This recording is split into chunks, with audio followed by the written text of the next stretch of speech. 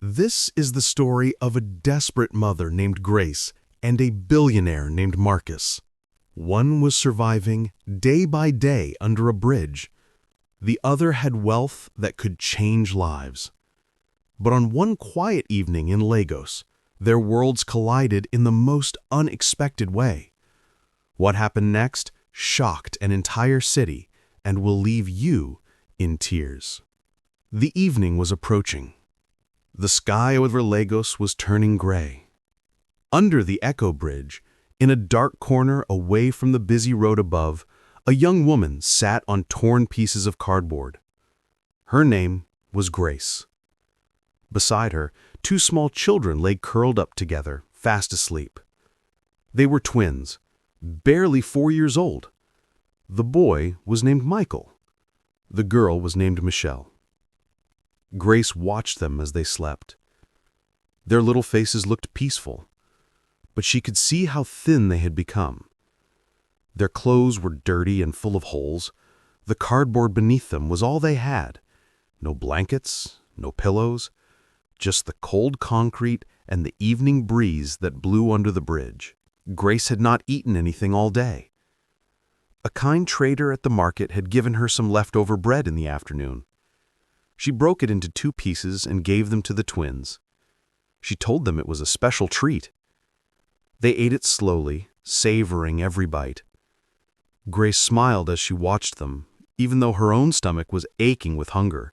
She looked around the dark space under the bridge. This was her home now. This was where she and her children slept every night. How did we end up here, she thought to herself. Just 3 years ago, she had a home. She had a husband. She had dreams. Grace was once married to a man named Tunde. He worked as a conductor on commercial buses. They lived in a single room in Ajagunwale. Life was hard, but they managed. When Grace got pregnant, Tunde was happy. But when the doctor told them it was twins, his face changed. 2 babies, he said, his voice cold. How will we feed 2 babies? Grace tried to calm him. She told him God would provide. She promised to work harder after the babies came. But Tunde grew distant. He started coming home late. Sometimes he smelled of alcohol. Sometimes he didn't come home at all. When the twins were born, Grace thought things would get better. She thought Tunde would fall in love with them. But instead, he looked at Michael and Michelle like they were a burden he could not carry. I didn't ask for this, he said one night. I can't do this anymore. Grace begged him to stay. She cried. She pleaded. But one morning she woke up and he was gone. His few clothes were gone. His shoes were gone. Everything. He left no note, no money, nothing. Grace tried to survive alone. She did laundry for people, she cleaned houses, she carried the twins on her back wherever she went, but it was not enough. The landlord came knocking. He wanted his rent. Grace had nothing to give him. She begged for more time, but he refused. One afternoon, he threw her belongings out into the street. Grace picked up what she could carry and walked away with her children. That was how she ended up under the bridge. Now every day was a battle. Grace would leave the twins with an old homeless woman named Mama Shebi. Mama Shebi was sick and could barely move, but she had a kind heart. While Mama Shebi watched the children, Grace would go into the city to beg for food or money. Some people gave her coins. Some people shouted at her and called her names. Some people pretended not to see her at all. But no matter what happened during the day, Grace always came back to her twins. She would hold them close and sing soft songs to them. She would tell them stories about a better tomorrow, a tomorrow where they would go to school, a tomorrow where they would have a real home. But tonight, as she sat watching them sleep, she felt her hopes slipping away. She whispered a quiet prayer. God, I am tired. I don't know how much longer I can keep going. Please, if you are listening, please help my children. They don't deserve this life. Across the city, in a tall office building on the island, a man sat alone at his desk. His name was Marcus Obiora. He was one of the wealthiest men in Lagos. He owned construction companies, real estate firms, and luxury hotels. His face appeared in magazines. His name was mentioned in business conferences. People respected him. People envied him. But tonight, Marcus felt empty. He stared at a framed photograph on his desk. It was a picture of a beautiful woman holding a newborn baby. The woman was his late wife, Chioma. The baby was their son, Emmanuel. Chioma had died during childbirth 5 years ago. The doctors tried everything, but they could not save her. The baby survived, but Chioma did not. Marcus blamed himself. He had been in a meeting when she went into labor. He didn't get to the hospital in time. By the time he arrived, she was already gone. He held her hand and cried like he had never cried before. After her death, Marcus threw himself into work. He built more buildings. He made more money. He hired nannies to take care of Emmanuel. But no amount of money could fill the hole in his heart. Every night, he went home to a mansion that felt cold and empty. Emmanuel had everything money could buy, but Marcus knew the boy needed more than that. He needed a father who was present, a father who was not drowning in grief. Tonight, Marcus stayed late at the office. He didn't want to go home. He didn't want to face the silence. His secretary knocked on the door. "Sir, it's getting late. Your driver is waiting downstairs." Marcus nodded. He stood up slowly, put on his jacket, and walked out. As his black Range Rover moved through the streets of Lagos, Marcus stared out the window. The city was alive with lights and noise. Street vendors packed up their goods. Buses honked loudly. People rushed home. Then something caught his attention. The car was passing under the Echo Bridge when Marcus saw movement in the shadows. He leaned forward and looked closer. In the dim light, he saw a woman sitting on the ground. She was holding something. No, not something. 2 small children were lying beside her. "Stop the car," Marcus said suddenly. The driver looked at him through the mirror. "Sir?" "I said stop the car." The driver hesitated, then pulled over to the side of the road. Marcus opened the door and stepped out. His driver quickly followed. "Sir, this area is not safe. We should go." But Marcus was already walking toward the bridge. His driver had no choice but to follow. Under the bridge, Grace was rearranging the cardboard, trying to make it more comfortable for the twins. They were still asleep, holding each other tightly. She heard footsteps and looked up quickly. Her heart began to race. 2 men were walking toward her. One was wearing an expensive suit. The other looked like a driver. Grace pulled the twins closer to her body. She was ready to run if she needed to. "Please," she said in a shaky voice, "we are not causing trouble. Please, just leave us alone." Marcus stopped a few feet away. He looked at the woman. Her clothes were torn and dirty. Her face was thin and tired. Then he looked at the 2 children sleeping beside her. They were so small, so fragile. Their feet were bare. Their clothes were nothing but rags. Marcus felt something break inside his chest. "What are their names?" he asked gently. Grace was surprised by his soft tone. She expected him to chase her away or call the police, but his voice was kind. "Michael and Michelle," she answered quietly. "They are my children." Marcus knelt down slowly. He looked at the twins more closely. They were holding each other, even in their sleep. Their little fingers were intertwined. "How old are they?" he asked. 4 years old, sir." Marcus stood up. He looked around at the cold, dark space under the bridge. There was nothing here but concrete, trash, and the smell of urine. "This is no place for children," he thought. "How long have you been living here?" he asked. Grace looked down. "Almost 1 year, sir." Marcus felt anger rising inside him. Not anger at her, but anger at the world. Anger at a system that allowed a mother and her children to sleep under a bridge. Anger at himself for living in comfort, while people like Grace suffered just a few miles away. "Have you eaten today?" he asked. Grace shook her head. "The children ate some bread this afternoon, but I'm fine, sir. And you? Have you eaten?" Grace did not answer. Her silence was answer enough. Marcus turned to his driver. "Go to the car. Bring whatever food and water we have." The driver ran back quickly. He returned with bottles of water and some snacks that were meant for Marcus. "Here," Marcus said, handing them to Grace. "Take this." Grace took the food with trembling hands. "Thank you, sir. God bless you, sir." But Marcus was not done. "You cannot stay here," he said firmly. "This is not safe. Not for you. Not for your children." Grace looked up at him with fear in her eyes. "Sir, I have nowhere else to go. Please don't call the police. Please." Marcus shook his head. "I am not calling the police. I am taking you and your children somewhere safe." Grace blinked. She thought she heard wrong. "Safe? Where, sir?" "To my house. Tonight." Grace could not believe what she was hearing. She looked at this tall man in his expensive suit. She looked at her children in their torn clothes. Why would someone like him help someone like her? "Sir, I don't understand. Why are you doing this?"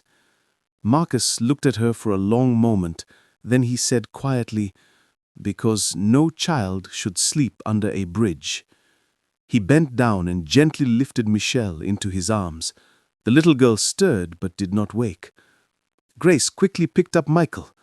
The driver helped carry their few belongings, which were just some old clothes and a torn blanket. They walked to the car. Grace had never been inside such a vehicle before. The seats were soft like clouds. The air was cool and fresh. She held Michael close and looked out the window as the city lights passed by. Within 40 minutes, they arrived at Marcus's home. It was a massive white mansion with tall gates, beautiful gardens and bright lights everywhere. Guards opened the gate and the car drove in slowly. Grace stepped out and looked around in wonder. She felt like she was dreaming.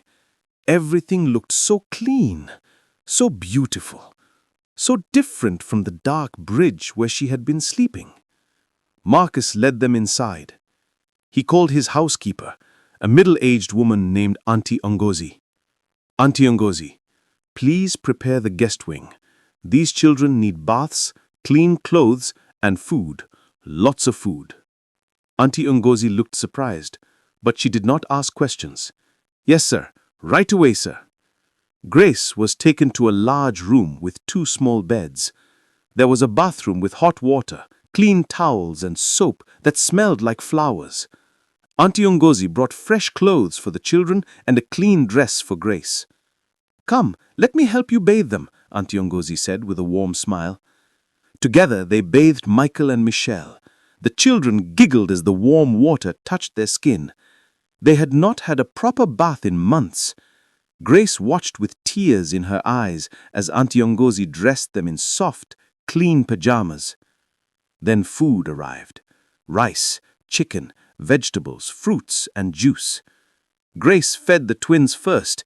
They ate slowly, their eyes wide with wonder. Then she ate. The food tasted like heaven. She could not remember the last time she had eaten a full meal. After they finished, Auntie Ngozi helped Grace bathe and change into clean clothes. For the first time in a year, Grace felt human again. She felt clean. She felt safe. The twins were put to bed in the soft beds with warm blankets. They fell asleep immediately, still holding hands. Grace sat between the 2 beds and watched them. Tears streamed down her face, but this time they were tears of gratitude.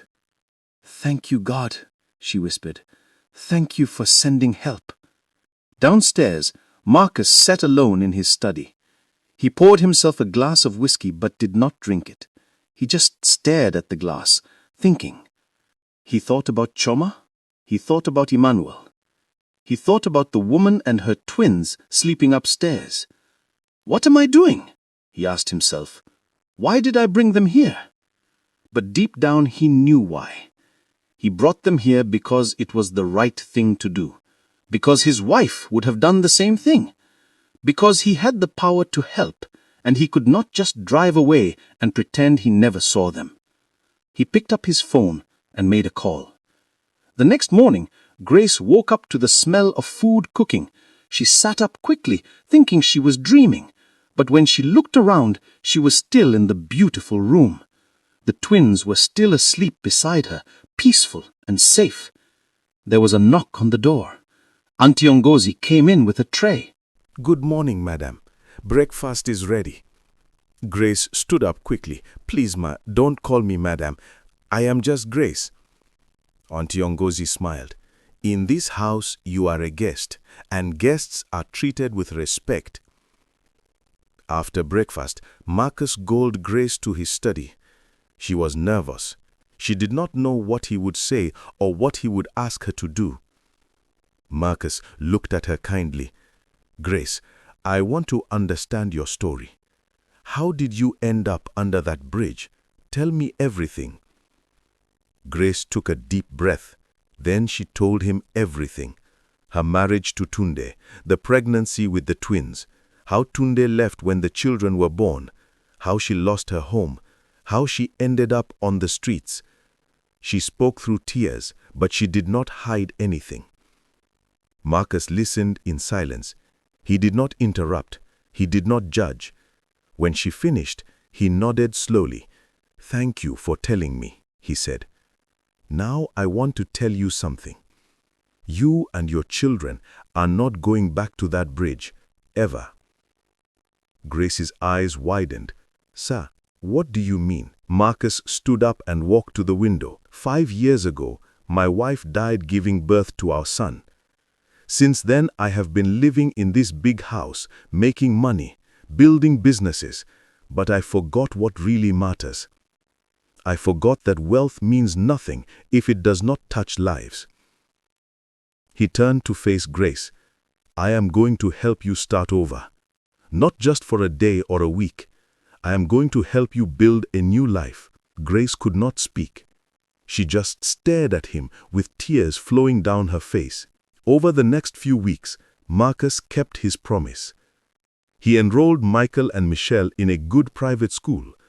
He rented a comfortable 2-bedroom apartment for Grace in a safe neighborhood. He furnished it completely with everything they needed. But he did not stop there. Marcus owned several businesses, including a chain of laundromats.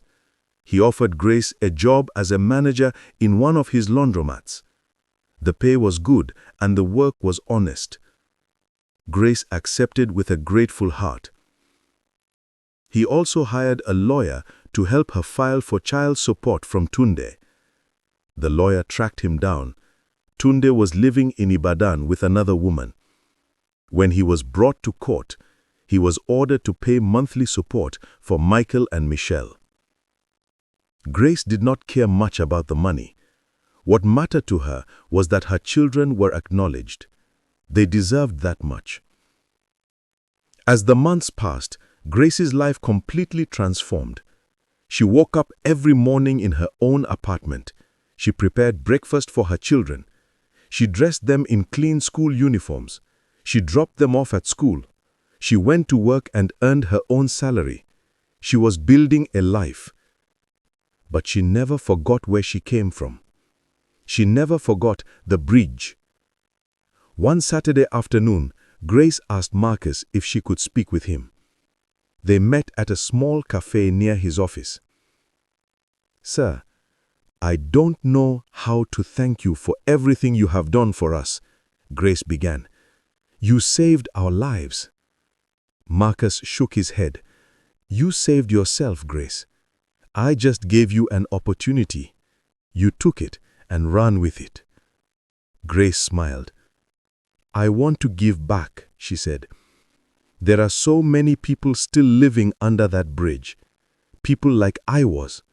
Mothers with children. I want to help them." Marcus looked at her with deep respect. "What do you need?"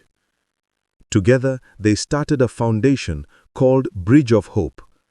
The foundation provided temporary shelter, food, clothing, medical care, and job training for homeless families in Lagos.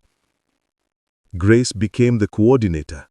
She understood their struggles because she had lived them.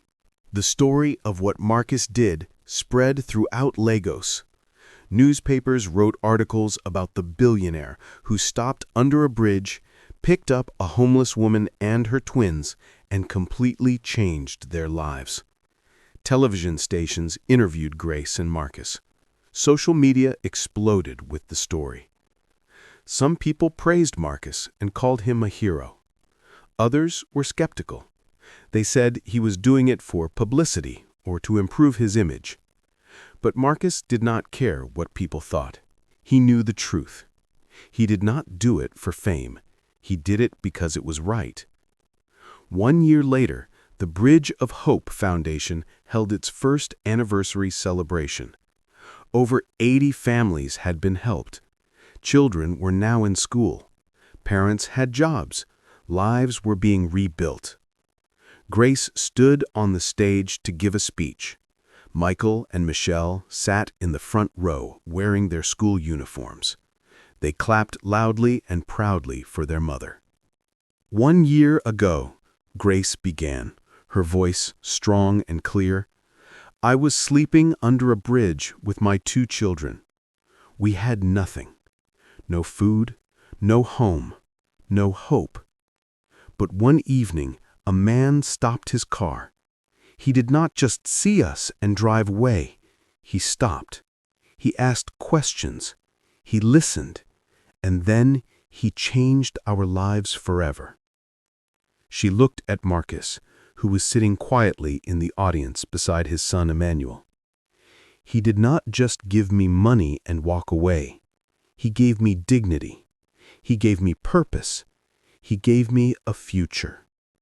And now, through this foundation, we are giving that same gift to others who were still where I was.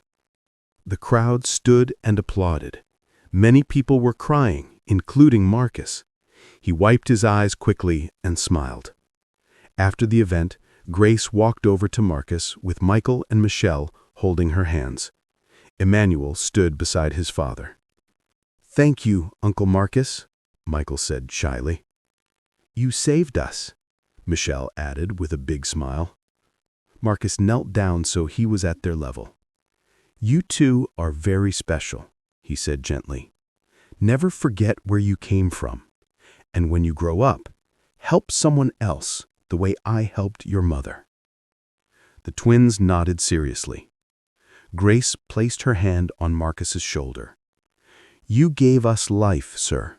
We will never forget that." Marcus stood up and shook his head. "No, Grace. You reminded me why I have this life. You reminded me of what my wife would have wanted me to do. You saved me just as much as I saved you." Years passed. Michael and Michelle grew into bright, intelligent students. Grace continued to run the Bridge of Hope Foundation with passion and dedication. Marcus remained her strongest supporter and became like family to them. The city of Lagos never forgot the story of the billionaire who stopped under the bridge. It became a powerful reminder that one act of kindness can change everything. That wealth is not just about how much you have, but about how much you give. That every person, no matter where they sleep or what they wear, deserves dignity and a chance. And for Grace, every night when she tucked her children into bed in their safe, warm apartment, she whispered the same prayer. "Thank you, God, for the day Marcus stopped under that bridge. Help me to be someone's miracle the way he was mine." True wealth is not found in bank accounts, mansions, or expensive cars. It is found in the lives we touch, the hope we restore, and the kindness we show to those who cannot repay us. Sometimes all it takes is one person to stop, to see, to care. And in that moment, everything changes forever. What did you learn from Grace's story? Was there a moment that touched your heart or made you think differently? Share your thoughts in the comments below. If this story moved you, please like it and share it with your friends and family. Someone needs to hear this today. A powerful new story is coming soon, filled with emotion, unexpected twists, and lessons that will stay with you. Don't forget to subscribe and turn on notifications so you never miss it. Thank you so much for reading. Your time means the world to me. See you in the next story.